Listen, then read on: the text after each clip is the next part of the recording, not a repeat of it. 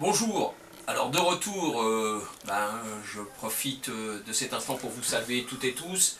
Voilà, alors on va parler un petit peu de ce qui défraie la chronique aujourd'hui. C'est concernant l'arrestation de Monsieur Drouet où on nous a demandé de nous positionner. Écoutez, moi ce que j'ai envie de dire c'est que bon, les arrestations arbitraires, elles débutent, elles peuvent continuer. Voilà, et on doit se méfier un petit peu de tout ça. Je crois que ce qui est essentiel, c'est de dire que bon, chacun est libre de faire comme il l'entend au sein du mouvement des Gilets jaunes. Euh, voilà, alors si M. Drouet lui a envie de poser des bougies en hommage aux victimes, c'est plutôt une bonne chose et c'est tout à fait dans l'esprit des Gilets jaunes. Les arrestations arbitraires, eh bien, elles gênent beaucoup parce que finalement on s'aperçoit que l'État a du mal à faire face à ce mouvement populaire.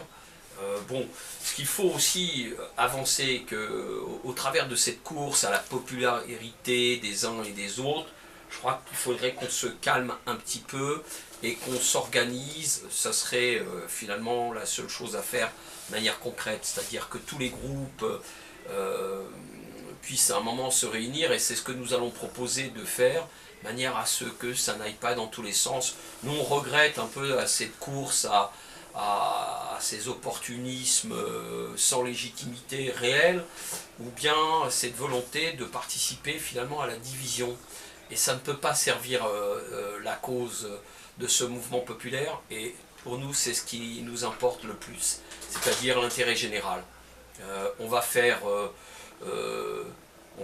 comment dire, en sorte de ne pas nous préoccuper de ceux qui vont vouloir prendre une pole position pour les élections électorales. Nous, on a autre chose et quelque chose de bien plus important à proposer à l'ensemble des groupes partout en France. C'est notamment de se retrouver au sein d'une même structure où chacun d'entre nous pourrait à un moment présider la structure en question, un peu comme s'est construit l'Europe. Alors on peut beaucoup parler sur l'Europe, on peut dire plein de choses. Ceci étant, l'articulation de voir nos 7 régions participer à un grand mouvement, à une grande structure que nous on a appelé et qu'on appelle le Conseil de la résistance des Gilets jaunes, où chaque structure chaque région serait à un moment présiderait cette structure durant 6 mois, un peu à l'image